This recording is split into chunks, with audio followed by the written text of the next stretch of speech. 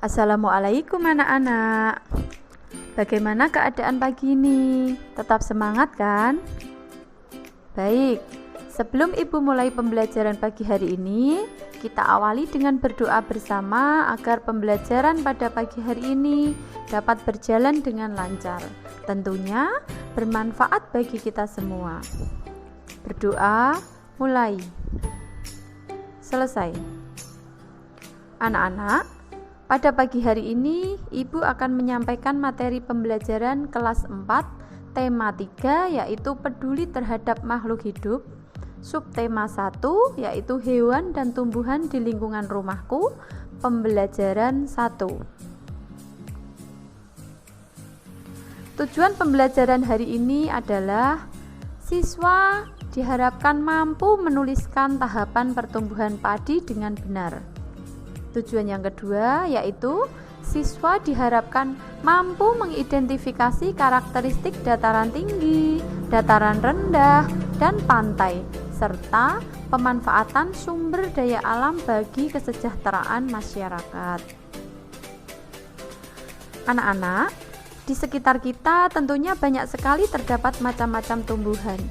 Kira-kira tumbuhan apa saja ya anak-anak yang ada di sekeliling kita ini? Ayo. Oh iya, tumbuhan padi, ya, apalagi? Mangga, ya, betul. Apalagi banyak anak-anak yang ada di sekeliling kita itu ada tumbuhan apa saja? Ayo, ada apa? Bunga. Oh iya, bunga, boleh. Apalagi? Kelapa, singkong, ya. Nah, tentunya tumbuhan-tumbuhan tersebut itu banyak manfaatnya bagi kehidupan kita semua. Nah, pertemuan hari ini Ibu akan membahas tumbuhan, yaitu terutama pada tumbuhan padi. Padi adalah tanaman yang sangat penting di Indonesia. Padi menghasilkan beras. Banyak penduduk Indonesia yang mengkonsumsinya. Padi dapat tumbuh di daerah panas dengan curah hujan yang tinggi. Daerah utama penghasil padi adalah Jawa Barat, Jawa Timur, Jawa Tengah, Sulawesi Selatan, dan Sumatera Utara. Nah, anak-anak, selanjutnya silahkan lanjutkan untuk membaca teks mengenai tanaman padi pada teks bacaan yang sudah Ibu kirimkan melalui WhatsApp group ya. Selanjutnya, mari kita simak video yang akan Ibu putarkan mengenai video proses penanaman padi. Simak video berikut ini anak-anak. Proses menanam padi. Proses yang pertama yaitu pengolahan lahan sawah menggunakan traktor diesel. Selanjutnya, proses perendaman benih. Benih dan biji padi dimasukkan ke dalam karung goni dan direndam di dalam air selama kurang lebih 48 jam. Setelah proses perendaman benih selama 48 jam di dalam air akan keluar daun kecil. Setelah biji padi keluar daun kecil seperti berkecambah, saatnya proses penaburan benih bibit ke lahan yang sudah dipersiapkan. Bakal akar dan tunas akan muncul menonjol keluar lalu batangnya memanjang. Selanjutnya adalah proses penanaman. Penanaman padi dilakukan dengan cara menunduk dan mundur ke belakang. Proses penanaman padi harus dilakukan dengan cara rapi dan sejajar agar menghasilkan tanaman padi yang lebih baik nantinya. Kemudian proses pemupukan. Petani juga mengairi dan memberi pupuk pestisida pada tanaman padi. Proses selanjutnya yaitu pemanenan padi dengan menggunakan alat kombi. Nah, pada gambar video ini nampak bentuk alat kombi. Nah, kira-kira yang dimaksud kombi, alat seperti gambar di samping ini fungsinya untuk apa anak-anak? Kira-kira untuk apa? Ayo, siapa yang tahu? Setelah melihat gambar ini, kira-kira ini fungsinya alat ini untuk apa? Andi, ya, untuk apa? Oh, alat potong. Ya, boleh. Siapa lagi? Ayo. Selvan boleh? Apa nak?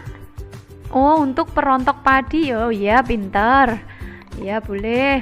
Anak-anak, kombi itu alat pemanen padi yang dapat memotong bulir tanaman, merontokkan, dan membersihkan gabah yang dilakukan sambil berjalan di lapangan.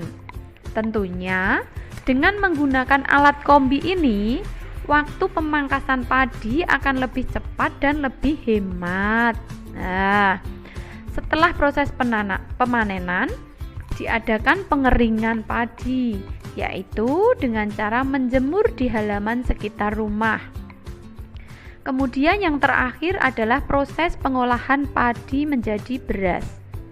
Setelah dirontokkan, gabah dimasukkan ke dalam mesin pemecah kulit. Proses ini mengelupaskan sekam dari gabah. Hasil biji beras pada proses ini dikenal dengan beras pecah kulit atau yang dimaksud dengan brown rice. Nah, setelah proses pengelupasan kulit ari, akan didapatkan biji beras yang putih dan bersih. Kemudian siap untuk dikonsumsi, yaitu menjadi nasi.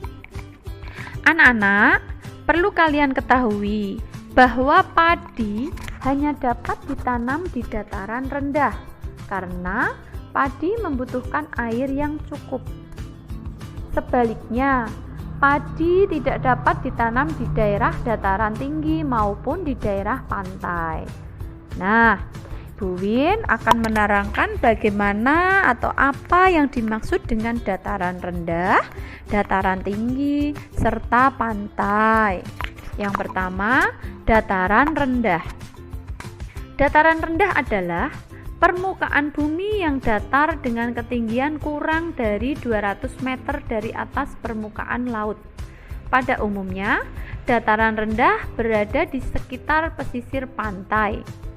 Dataran rendah banyak digunakan untuk berbagai keperluan, di antaranya pertanian, peternakan, perumahan, dan industri, serta beberapa jenis kegiatan perkebunan seperti perkebunan kelapa dan tebu.